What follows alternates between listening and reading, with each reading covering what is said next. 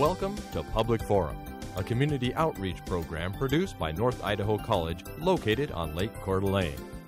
Featuring guests from around the globe addressing a wide variety of subjects, Public Forum serves to educate and enlighten. Please join host and moderator, political scientist Tony Stewart, in welcoming today's guests. I want to invite you to a two-week series that we're going to do on a very, very serious topic. We're going to talk about the atrocities and the evils of the Holocaust in Nazi Germany. Our very distinguished guest was a very young boy at the beginning of this evil empire, and he survived and came to the United States. I welcome to the program Mr. Vernon Rusheen, who was born in Berlin, Germany. As a young man in 1936, he was compelled to terminate his education at the Berlin public schools and was placed in a Jewish community school system. And on that awful night called the Night of the Broken Glass, all those schools were maliciously vandalized and destroyed. From 1940 until February 1943, he was placed in a forced labor camp, and he was in 2 concentration camps and was liberated in 1945. It's such a pleasure to have you here. Thank you for coming, and I know this is it's a terribly difficult thing to continue to talk about, but it's very important that young people in particular know what happened so history is never repeated. Thank you for being here today. Thank you for having me. And we also want to welcome you back again next week. On our panel today is Janelle Burke, our regular panelist, who is an attorney in the state of Idaho. And we're pleased to have a guest panelist today, Mr. Marshall Min, who's a real estate agent in Idaho, and he's also one of the founding board members and still is on the board of the Kootenai County Task Force on Human Relations. And welcome to you both. And we'll start the questioning today with Janelle Burke. Mr. Rusheen, you were born in Germany. Tell us something about the kind of home into which you were born. You were born into a Jewish home, of course we know, but tell us something about what life was like before it all changed. As far as my memory I can collect it properly. I was an 8-year-old boy. I was born in 1924. So our home was just like any home. My parents had just fled from the Polish-German border, and there was a tremendous type of recession, and they were not very wealthy. Naturally, they had lost almost everything, and it was a home full of love. Both of my parents were Jewish, and I had 2 sisters. One of them unfortunately died in 1937. And my father had a tailor business and working together with his brother. And we lived in fairly comfortable condition, and the home had a lot of love. My grandfather lived with us just as well. It was somehow in a suburb of the city itself. We had a lot of German neighbors. We lived in an apartment building. And I was told at that time to be a little bit careful, not understanding that I was 8 years old, because the Nazis had not come into power, but there were an awful lot of demonstration going on in the city, a lot of fight between the different parties, so to speak, especially between the social parties or the communist parties via the Nazi parties, but the Nazis always had more power because they were more ruthless. And in other words, those were people I would consider sort of a gang, low-class type of men who would march around the city.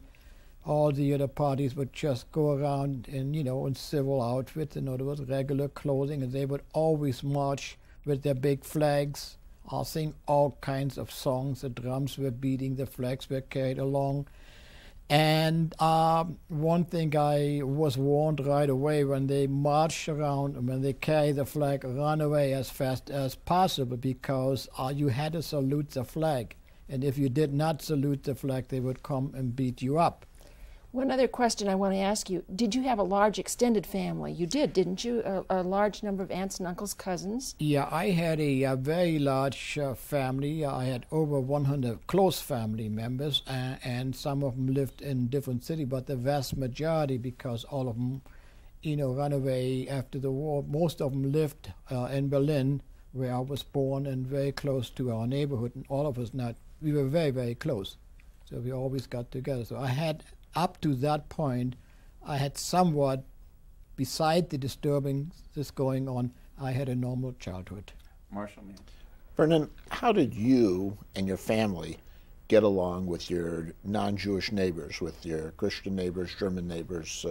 How did they get along with them prior to the Nazis taking power? We got along with them pretty well because, I'm on this program here and I want to be very honest about it. We got along, I would say, just like any neighbor here in this country would get along. We had no feeling of anti-Semitic behavior of our neighbor. And I was friends with the German kids, and my sister, naturally, she was older than I was. She was about 12 years at that time, and my younger sister was about 10 years. And they had friends and classmates because they had not been indoctrinated with this terrible theory of Jew baiting, so to speak. So my mother talked to all of them, and things changed very, very rapidly once, the system started. When did it change, and how did it change? How fast did that happen, that you saw the change of attitudes where your friends and your neighbors turned against you because of your religion? Okay. Again, they did not turn around immediately, but we did have one neighbor who was a shoemaker who had a store below our apartment, and he turned around right away. He became a vicious type of anti-Semitic person, follower of the Nazis, and he did everything to harass us in the most terrible way. He would spit on me and call us all kinds of names, and whenever the SR, those are the brown-shirted thugs, would go and pick up some people to put him, arrested them, he would always point out to our apartment and would say, no, there's some Jews up there, pick them up and take them away just as well. So it was a terrible situation, and I would like to mention one incident which happened about, I would say, about a year after the Nazis came to power, and they always pulled up in trucks and jumped out of a truck, ran as fast as possible, always had pistols with them. In other words, they were, so to speak, the masters of the streets, of the blocks. And he pointed out again, he said, there are some Jews up there, why don't you go in there? And my mother was home and I was on the outside, and they came into our house. They pushed the door open and pushed my mother aside, and I ran up. I was so scared as a young kid because I was at that time probably maybe about 9 years old. And they ran into the apartment. You just couldn't say, you can't come in here, I haven't done anything. And they started ransacking the whole place. And I remember that this like yesterday. My mother was in terrible, terrible fright. My father wasn't home. I was just the only one there. And they threw out everything out of the drawers, and they said to my mother, what do you have in here? What do you have in there? My mother said, go and check it. I have nothing to hide. So finally they left. I want to take you to the period after you left the public school in Berlin, and from 1936 until 1938, you continued your education at a Berlin Jewish community school. Mm-hmm. Tell us about that 2-year period and how that was. I'm sure, even though you were a very young person, you realized when you left the regular public schools and went to Jewish community school that things were getting worse and worse about how the government was going to deal with you and your family, and of course many millions of other people. Mm-hmm. Now, my years in public school, like I mentioned in the beginning, were just about normal, but I did have a teacher who was the original member of the Nazi parties, and he proudly displayed his button on his label, a lapel, and he singled me out always for punishment. He was terrible to me, and he would take his knuckles and turn it into my head and try to hurt me as much as possible all the time, and eventually he told me, you're a Jewish kid and you cannot sit with the other boys. You have to sit in the back of the class by yourself because the kids don't want to associate with you. It was very, very demeaning to me. And one day I didn't pay complete attention. being about 9 years, 10 years old, how kids are in school sometime, and he took this opportunity, and he had a sort of a ruler, and also at that time they had a sort of a bamboo stick for punishment, and he started hitting me. It actually gave me a beating for no reason whatsoever. So anyhow, I got very upset, being very young, and I told him, my father is going to come and beat you up and kill you. Now, that was the worst thing a kid could do, but I was naive. I was a young kid, and he took me by my collar, picked me up, and shoved me around and took me to the principal office.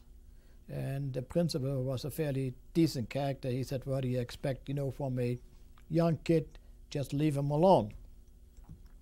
But still, my parents had to come back to school and had to give him he demanded from my parents to come to school and give him an official apology. So this part of the story. The kids were singing all kinds, in other words. The first time, once the Nazis came to power, the first thing was done is have the Nazi flag flown. You had to assemble every morning and had to sing the German song, and there was one song the German called the Horse Wessel song. And it was a very anti-Semitic song, and I had to participate. And they say, in other words, we see the Jews, in other words, I translated, keep the flag high and take a knife and stick it into the Jew till the blood spurts all over the place. So I had to participate. So in other words, I didn't know what to do, because if I didn't do it, I don't know what my teacher would have done to me. So here I had to sing a song which was intended to somehow dehumanize me, to hurt me, and demonize me in front of all the other kids. But then the teaching started very, very quickly. School books came out purposely to put the Jews down in a certain way that they are people, in other words, subhuman beings. They're vermin. They're like lice, they're like rats, and so on. And naturally, the kids were exposed to all this. We're already halfway through the program. Time passes way too fast when we're dealing with such a serious subject. But next week, we particularly want to deal with the awful experience of the concentration camps. But let's move from the public schools to when you were in the Jewish school for 2 years. Okay, I was thrown out of public school, and then I had to go to Jewish school, and because all the universities were closed, the professors, were not allowed to teach anymore. So we had very, very good instructors. So we had, like I mentioned, university professor or college professor and regular teachers. So took me quite a while to catch up. But in any case, in 1938, there was a terrible pogrom, assault against the Jewish community. That took place between the night of the 9th and 10th of November. And the Germans attacked, excuse me.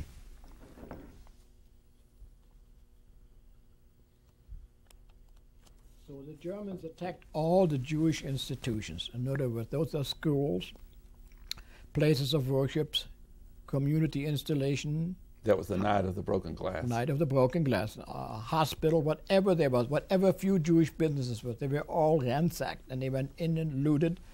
And they arrested about 40,000 Jewish men in Austria and in Germany at that time. And they beat up, killed about 100 German and Austrian men right in front of their family. So it was a night of total destruction, because all the places were on fire, and they torched everything, and then they smashed the glass on Jewish property. And for that reason, it was called the Night of the Broken Glass. It was a horrible situation. And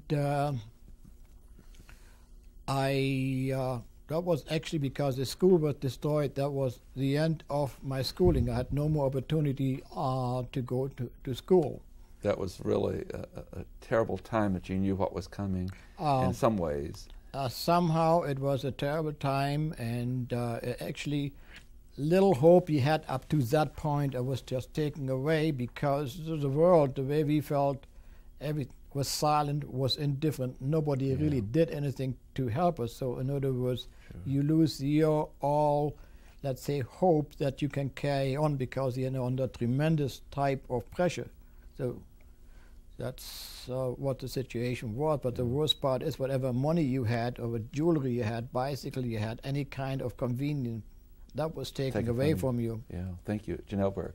Mr. Rusheen, I want to ask you about the dehumanization factor. You've mentioned that, that people were dehumanized by these experiences. Can you talk a little bit about the Nuremberg laws that came into being at that time and how things were just taken away, and as they were taken away, there was nothing left for you, no way to object to that, no way to, the lawyers were disbarred, the doctors could no longer practice. Some of the things that happened during that period of time. Now, actually, the Nuremberg laws for me at that time, because I was young, did not have the effect like it would have had on the adult, because the situation was a very, very sad. And the only way I can use is the dehumanizing and demonizing effect on the people themselves, because there were so many laws which in an ordinary society would be accepted with utmost horror, because they had so many definitions, laws.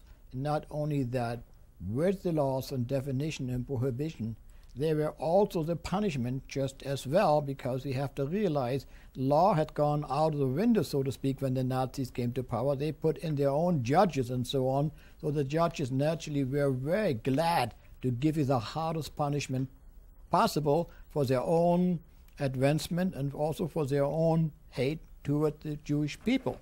So here are the laws, some of them as far as I can remember.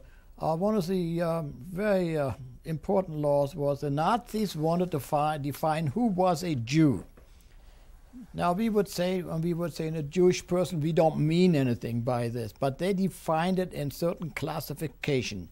In other words, if your parents and your grandparents on both sides were Jewish, you are a complete Jew. They called that a full Jew. Going down till almost about an eighth. In other words, if your mother was Jewish and your father was Gentile, then you were a half Jew.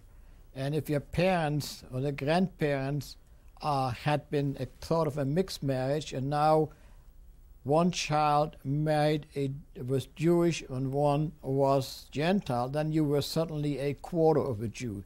If you were baptized, now that is a very important part, it didn't mean anything for the Nazis. You were still considered a Jew.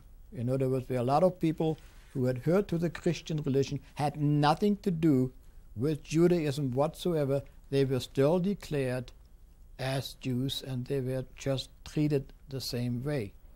There were so many different laws of what you could do and what you could not do in work in relation to your profession. You could not continue. That meant, in other words, the end of you being a doctor. You could not, as a doctor, treat a German woman or vice versa. You could not treat a German doctor, a Jewish woman. There were many definitions, so to say. Can't remember all of them, but the Jews at that point were called as racial inferior. Now, if you were a German woman and you had worked many, many years in a Jewish household, you got paid well and so on, certainly you could not work for a Jewish family, and vice versa.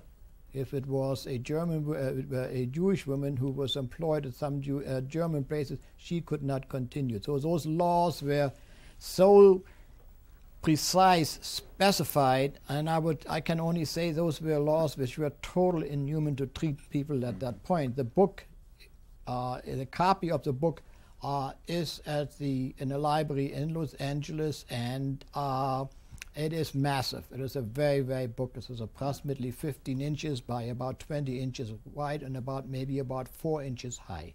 Marshall Mann. Besides that, Vernon, weren't the people that disagreed with the Nazis also classified as Jews? Did they not throw them in the same category just to get rid of those people too?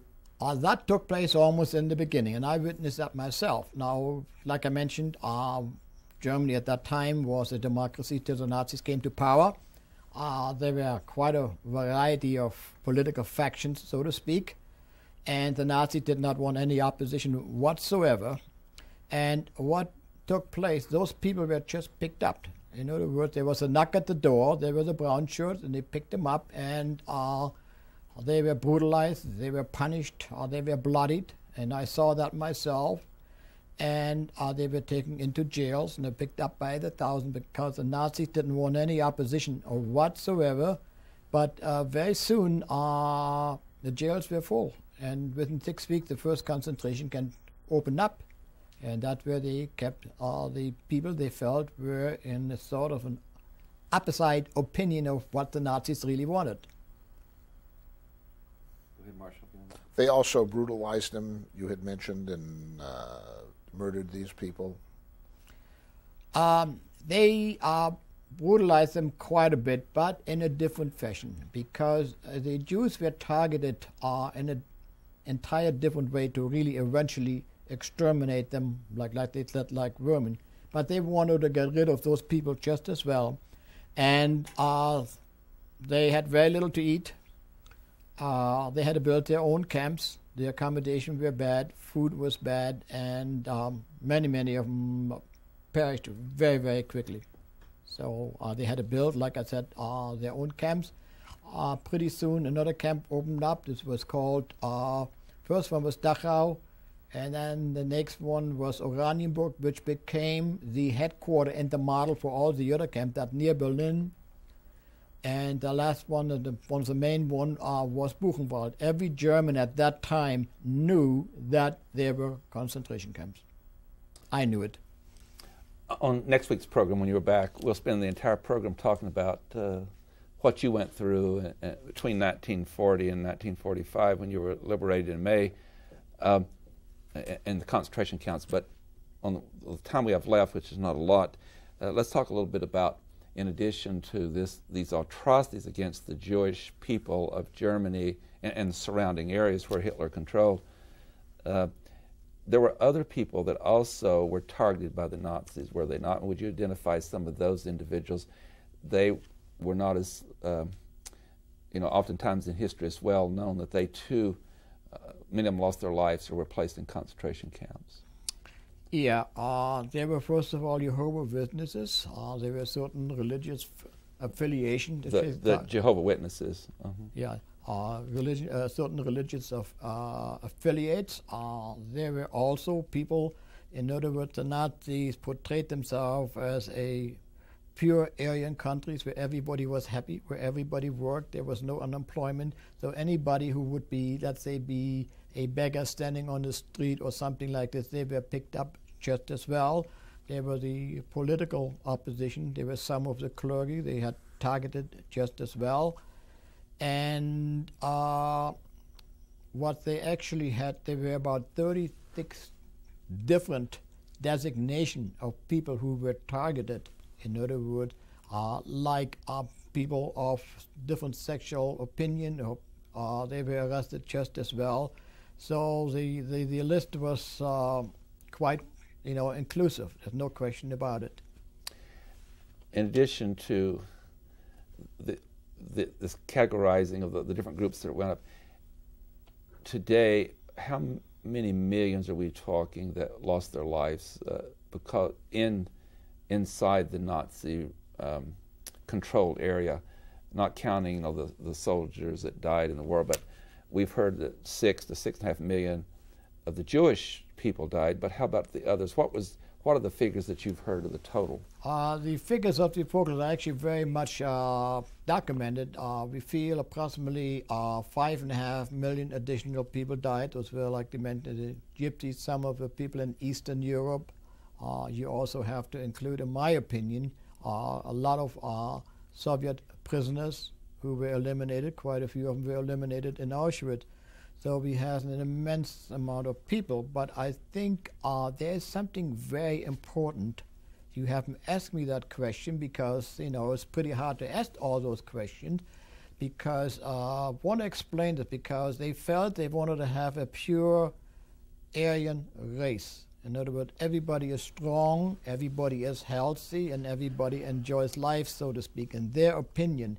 But every country has people who are mentally ill, physically handicapped. So that was a burden for the German society, and that was counter of what they said, we are a strong, healthy nation. And they eliminated those people just as well. And I think that should be brought out. It is very, very important because they were innocent, and they started out a doctor who is supposed to uphold life and trained and swear that he will do everything possible to save human life. They would give those people just a penal injection, and they were murdered that way. And at the end of 1939 till about 1940, they eliminated 75,000 of their own children this way. And so that has to be also added. Tenth of thousands of those people were murdered. So even some of the German population that was disabled, including children, were eliminated. And as we read about this awful time, we don't hear as much about that, but that too is that Hitler's regime looked at the physical makeup of people, and he had a lot of support among German youth, did he not? Actually, any educator knows that it's very, very easy to manipulate a mind of youngsters, of students who go to college, and they themselves do that among themselves. They're very open because really they are not mentally or intelligently developed really to understand of what it means. So those people were manipulated. I'm sorry I have to interrupt, but the important point is that you'll be back next week and we shall continue this. Vernon, Rusheen, thank you so much for being with us. It's been so informative, and you're so wonderful to take time to tell us about history. We don't want history to ever be repeated, and you're doing a great service. And ladies and gentlemen, our guest will be back with us again next week, and we talk about the atrocities of the Holocaust, and we'll particularly spend that program talking about his personal experience in concentration camps between 1940 and 45. Hope you'll be with us at that time. Until then, please have a good week. I am Tony Stewart.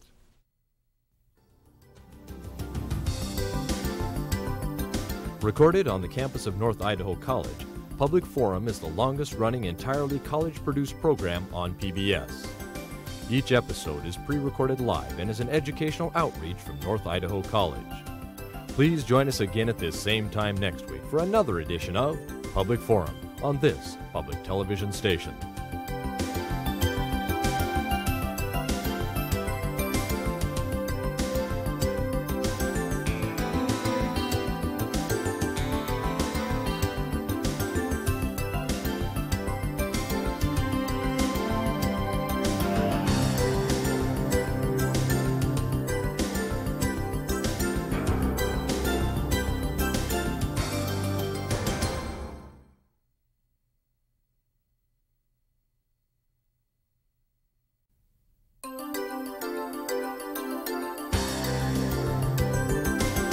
Welcome to Public Forum, a community outreach program produced by North Idaho College located on Lake Coeur d'Alene. Featuring guests from around the globe addressing a wide variety of subjects, Public Forum serves to educate and enlighten. Please join host and moderator, political scientist Tony Stewart, in welcoming today's guests. With today's program, we're ending a 2-week series on a very, very serious topic, the atrocities and the evil of the Holocaust during the reign of the Nazis in Germany. Last week we spent a lot of time with our guest talking about his early life and how this all built up with a very large book of laws that ended in incredible tragedy for the Jewish community as well as other communities in Germany. I want to pause to say thank you to the Kootenai County Task Force on Human Relations and the North Idaho College Human Equality Club that have made these programs possible as they brought our guests to Coeur d'Alene, and particularly to Marshall Mann, who's on the panel today, who was instrumental in having our guest here from Los Angeles. Our guest is Vernon Rusheen, who was born in 1924 in Berlin, Germany, and as a very young man, experienced these awful atrocities. He lost his parents, he lost his sister and brother-in-law, in fact, over 100 members of his family. And fortunately, he survived and can be here to witness this awful story so that we do not repeat history in the future. Particularly, our programs directed at young people to know about this. Our guest was in concentration camps from 1940 until 1945, when in May 1945 he was liberated at the end of the war. Mr. Rusheen, thank you for coming back, and today we want to particularly talk about those 5 horrible years for you, and thank you for sharing your story. I'm very pleased to have our regular panelist, Janelle Berg, who's an attorney in the state of Idaho, and next to her is Marshall Mann, who is in the real estate business in Idaho, a founding board member in 1981 and continues to be on the board of the Kootenai County Task Force on Human Relations. And Janelle will start today's questioning.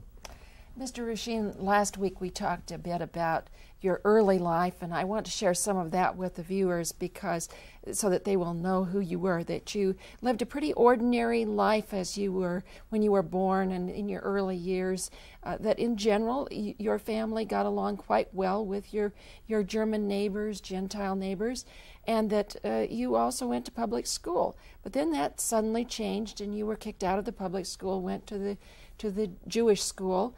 And even that changed when the night of the broken glass in 1938, your school was destroyed. And things became more and more difficult, not just for those of you who were Jewish, but for anyone who was a friend of Jewish people as well. But suddenly one day there must have been a knock on the door. How did they come for you? No, that was actually the knock on the door. Was always, we always dreaded the knock on the door because we didn't know what was going to happen to us, and we were one of the last one of the families to be in Berlin because little by little all my relatives, my uncles and cousins had disappeared, and we didn't know where they were shipped to. And we were picked up, and we were living with my parents and my sister and brother-in-law in one apartment because Jews were confined. It had to be 2 people to 1 room, so we had to share that. All we were allowed to take a small piece of luggage and a blanket. Everything else had to be left behind. There was no compensation. The Nazis just stole it from us. They confiscated it. We were taken to a collection point. There were many, many hundreds of people there. The sanitary facility had broken down. The stench was terrible. There were little children, and naturally they wanted to play. The SS were beating them up because they wanted it quiet. They wanted like typical German. They wanted order. And in the evening I was separated from my parents. And the next morning my sister, brother-in-law, and myself, we were going to be shipped away. And I saw my parents at the other side of the room. And I could not go over there and say goodbye. I don't know what's going on, and give them a hug or give them a kiss or give them any words of comfort, because if I would have gone over, because the orders were very strict, you do what we tell you, if not you will be shot. So I could never go over there. And that was the last I ever saw of my parents. We were taken by truck to a railroad station, and there was a long line of cattle cars, and we didn't know what was going to happen. And they stuffed it into the cattle cars and with rifle butts, and we just could not move. And then they gave us 1 bucket for sanitary purposes, and they just closed everything. It was pitch dark in there.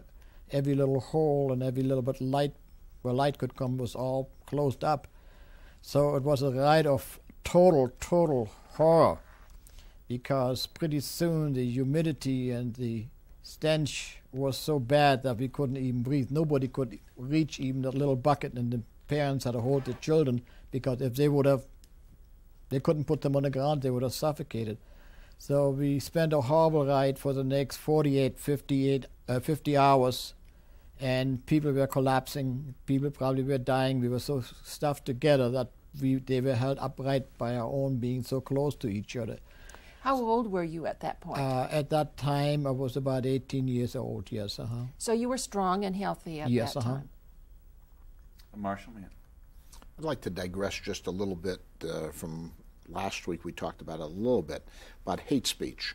And you mentioned that your presentation that you did at North Idaho College, something that really kind of stuck with me. When I was a little boy growing up, I remembered things like sticks and stones will break your bones, but names will never hurt you. And you said at your presentation, and we all know, words can kill. Why don't you elaborate on that a little bit and how hate speech there, and maybe a little bit on hate speech in our country here? Hate speech, in other words, the more you could express your opinion of hate against the Jews, the better the Nazi liked it. They had a lot of papers, in other words, newspaper. One was a Stürmer, which was a horrible, full of lies, anti-Semitic paper. There were quite a few movies were specially filmed, in other words, to depict the Jew as a sort of vermin, as a rat to be exterminated. There was another movie called Dr. Seuss, which is also very, very defamatory, in other words, and inflammatory against Jews. There were books, like I mentioned, in schools for the children, showing the Jew as with a big stomach, a big hook nose, and so on, and his hands dripping in blood. So when people were totally exposed to this all the time, it was actually, in all their waking hours, they were exposed to this horrible torrent of anti-Semitic explanation and definition that the mind could be very easily changed. Now, the Nazis knew that this was all a bunch of lies, and Goebbels himself said it. If you tell a story 1,000 times, people eventually believe you. What it meant, in other words, we are going to put this propaganda out to the Jews, or whatever the case might be, blame the Jews. In other words, the Jews, like he used to say, the Jews are Unglück, the Jews are our misfortune, and all this. So eventually you hit the masses, and people believe those lies, and then they act out in those lies, because now they knew they have the backing of a government which should have been established to protect people, and it was the exact opposite. Go after people, go after the Jews, kill the Jews. Mr. Rusheen, let's move. Now, Marshall's question is very, very important. And let's move now to act that hate speech, and you've already indicated that many others were put in the cattle cars, and after that 48 or 50 hours you've arrived. And would you share with the viewers, I know this is very difficult, but what happened to you and others when you came off the cattle cart? And first of all, identify the 2 concentration camps that you were in. The first one I got in was the beginning of March in 1943. That was Auschwitz. And the second one was sometime in the mid of January of 1945. So those are 2 camps. So I spent. And the second camp was? Dachau, and the last camp was called Mühldorf. Yeah. Okay. Now let's go back and talk about that awful, awful experience of what happened to all of you when you were brought into the forced labor, and what happened when you were off the cattle cars. Now, just suddenly the doors were ripped open by the SS camp guards, in other words, and those also all have been trained to be very, very sadistic. In other words, that was their training. No regard for human life, human compassion. So we were greeted by them in the most horrible, horrible way. We were thrown out of the cattle car, virtually thrown out, falling all over each other. And in this confusion, I lost my sister and my brother-in-law, and I never saw them again either. So we had to give up the little piece of luggage. And a little piece of luggage actually is where you take your most sentimental items, and that had to be given up. And anybody who did not take part from it was immediately shot. So pretty soon there was some order, and we were lined up in 3 different columns. One was a very long column.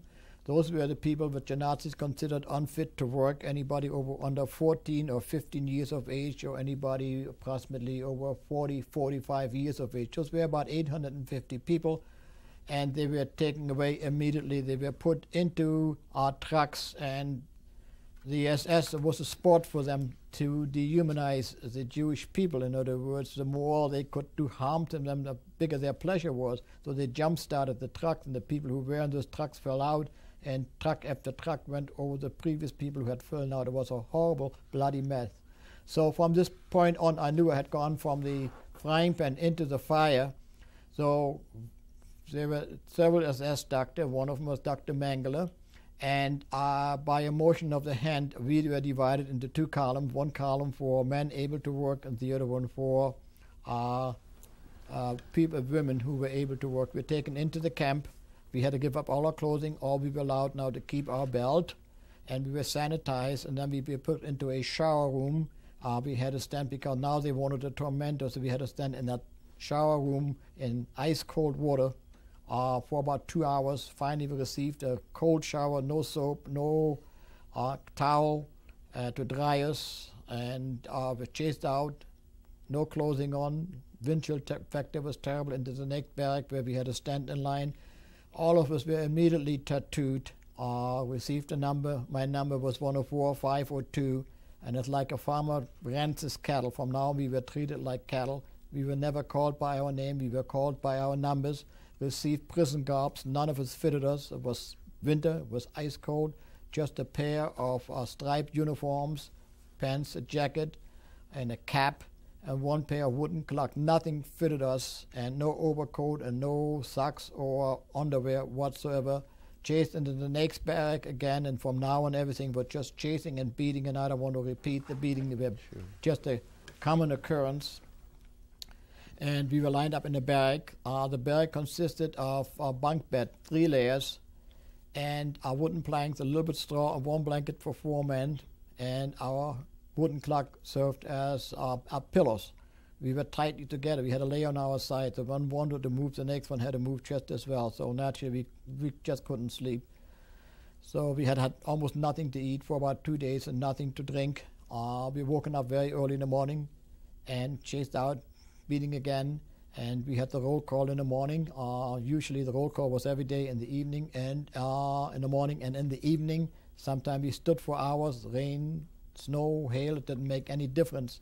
And people were just collapsing because it was just too much. In the morning we received a small enamel bowl for 4 men, where we received some lukewarm, horrible tasting substitute coffee and a small piece of bread. Once in a while, a little piece of sausage or margarine. We worked about 10 hours a day.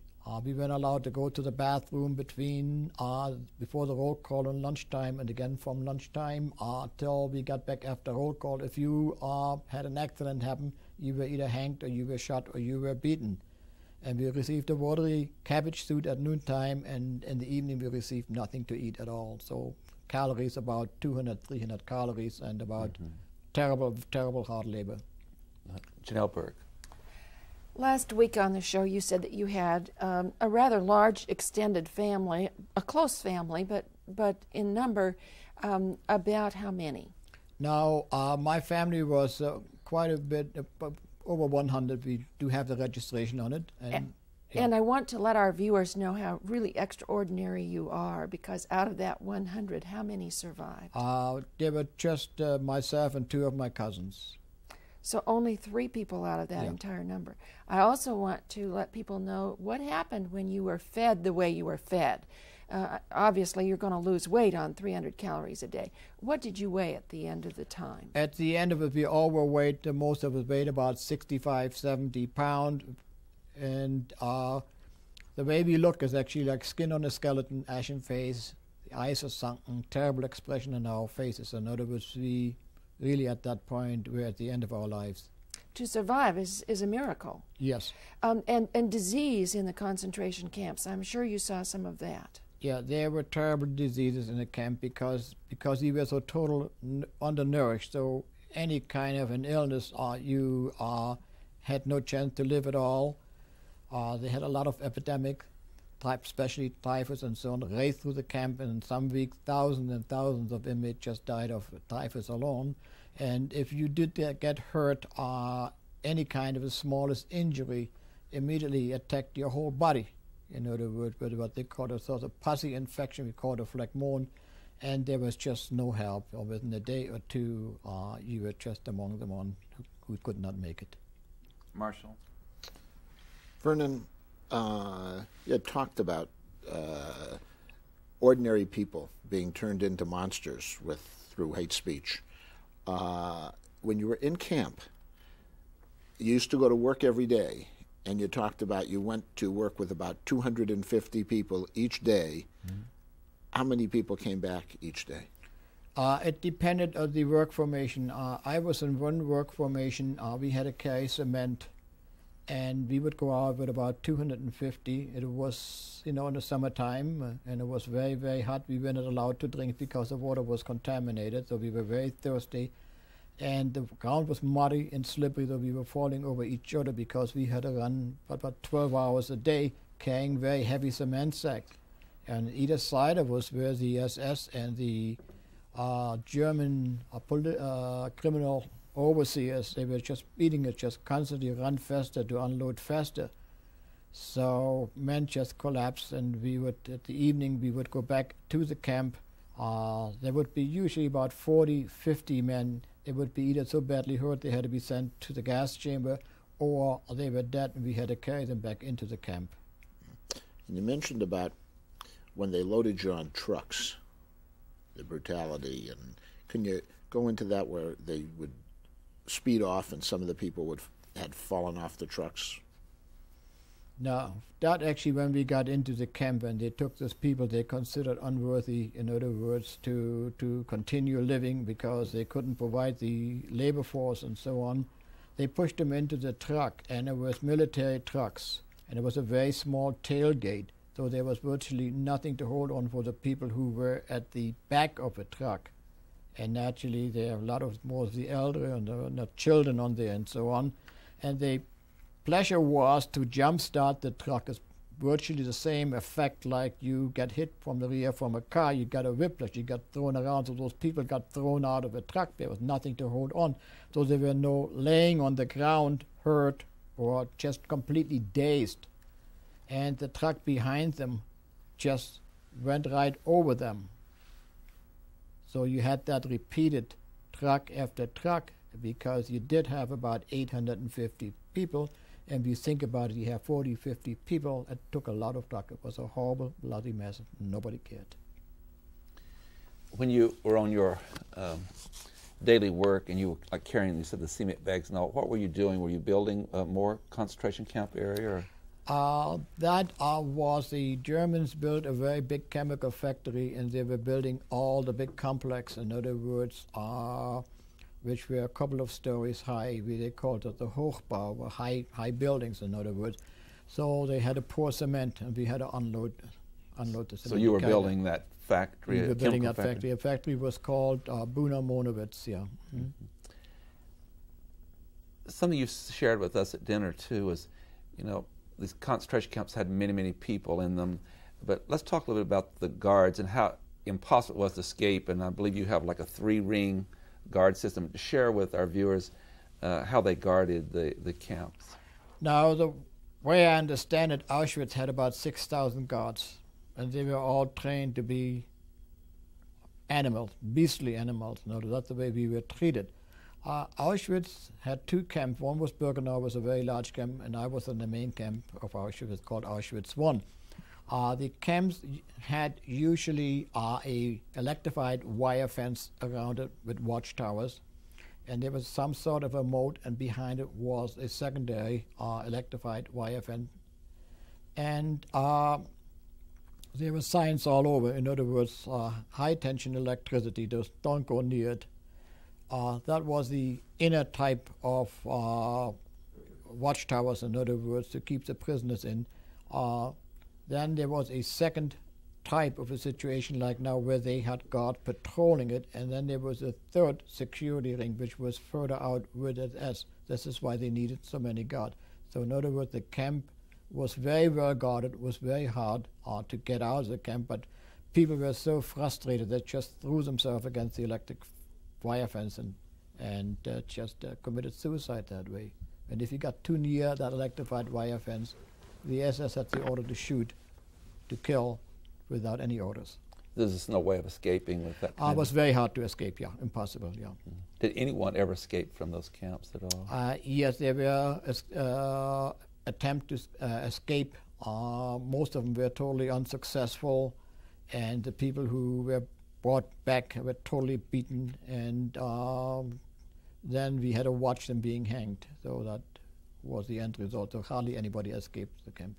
Did anybody ever get out? Was Yeah, anybody ever people did successful? get out because the camp had a resistance movement, which I don't think have time, and it was very well coordinated that some of those people were able to escape, to get out of the camp. Yes. I don't want to end this program, which is going to end pretty soon, and leave our good viewers out there not knowing about your good life in the United States. So you immigrated to the United States in 1947, I believe it is. And Yes. your home is in Los Angeles. I wish you'd take a few minutes to tell them, we've met your wonderful wife, she's here with you, and tell us about your wife, your children, your grandchildren, and what you did when you came to the United States, what you have done. Now, when you came to the United States, when I came to the United States, I was a very young, naive, uneducated person, so I didn't know the language, which made it very, very hard to understand the culture and the way people live here, and everything for me was just an unbelievable world. I have never seen that people can live in such a freedom, and all our survivors really appreciate this country and love this country. It was strange because what am I going to do? And I had to take any type of job. I was working for 50, 75 cents an hour. My health had totally deteriorated. I had lost all my memory, so the doctor, I lived just to pay for my medical bills. And after a while, I got going. I felt I have the opportunities are wide open for me, grasp those opportunities, and I started my education. I went to college and learned, and I learned very, very quickly. And things got a little bit better, and I left. I was living in Kansas City. I moved out to California, and I thought this was a land of honey and milk, so to speak, beautiful, warm, and so on.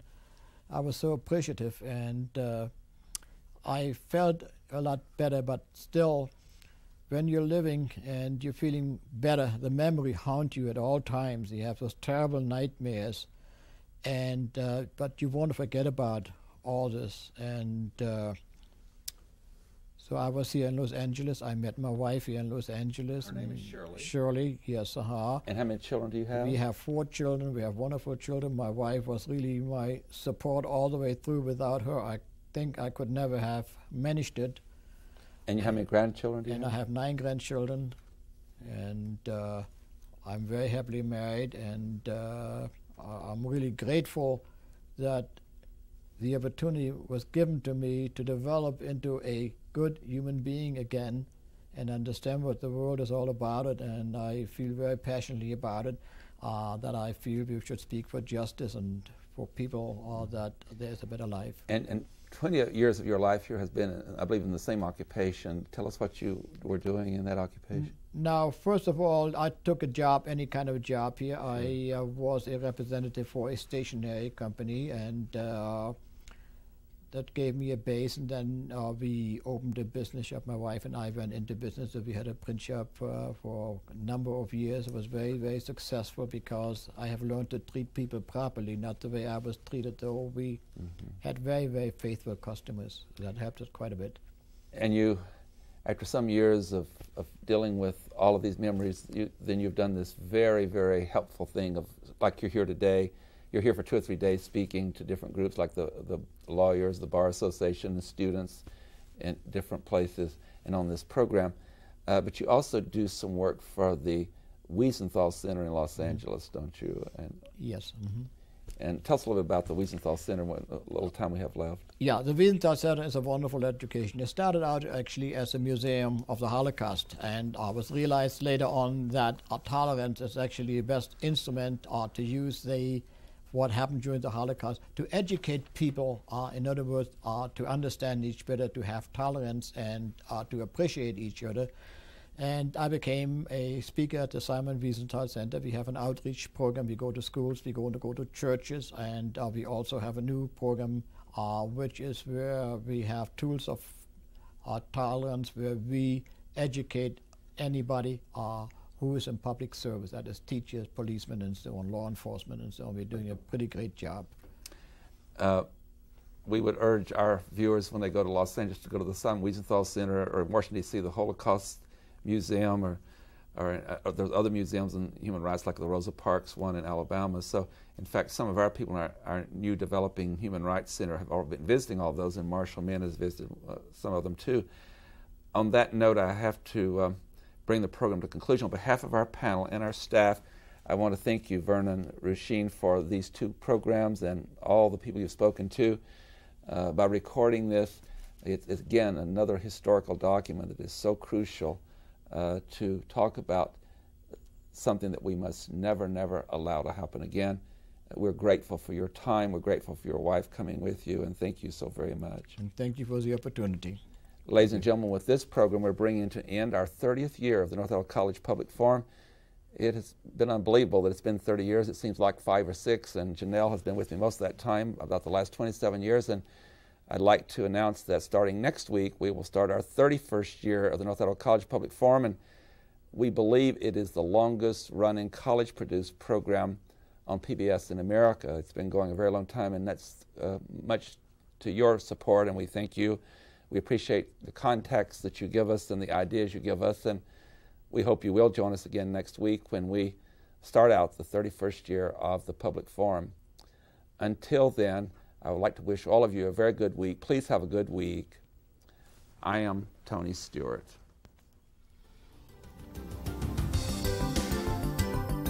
Recorded on the campus of North Idaho College, Public Forum is the longest-running entirely college-produced program on PBS. Each episode is pre-recorded live and is an educational outreach from North Idaho College. Please join us again at this same time next week for another edition of Public Forum on this public television station.